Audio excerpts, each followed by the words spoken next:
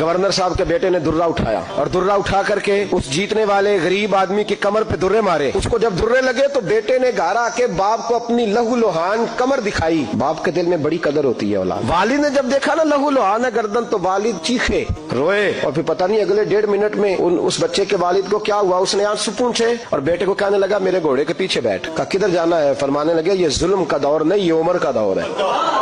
ہاں ایسی بات ہے کوئی جو مرضی کر جائے؟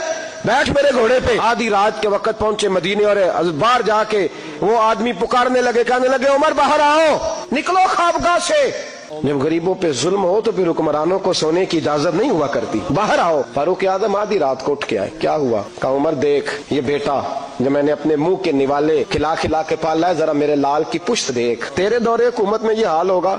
حضرت فاروق اعظم نے کہا جاؤ بلا کے لاؤ فاتح مصر کو. حضرت عمر بن عاص بیٹے سمیت آئے. جناب فاروق اعظم فرمانے لگے مجمع میں کھڑا کر کے, فرمایا کیوں مارا تو نے اس کو؟ گردن جھک گئی. فرمایا تو گورنر کا بیٹا تھا اس لیے مارا ہے؟ اس غریب آدمی کے بچے کو کہا درے پکڑ اور گورنر کے بیٹے کو اس کے سامنے مار, اور اتنے مار کے اسے سمجھ آئے. جب اس کو درے لگ رہے تھے تو لوگ دیکھ رہے تھے. تھوڑی دیر گزری تو حضرت سیدنا عمر فاروق رضی اللہ تعالیٰ عنہ نے فرمایا گورنر مصر کو بھی سزا دو, اس کے کپڑے اتروا کے اسے ٹاٹ کا لباس پہناؤ. لوگ کہنے لگے حضور گورنر صاحب کی کیا غلطی؟ حضرت فاروق اعظم کہنے لگے اس بچے کے دل میں بات ڈالی کس نے کہ تو گورنر کا بیٹا ہے؟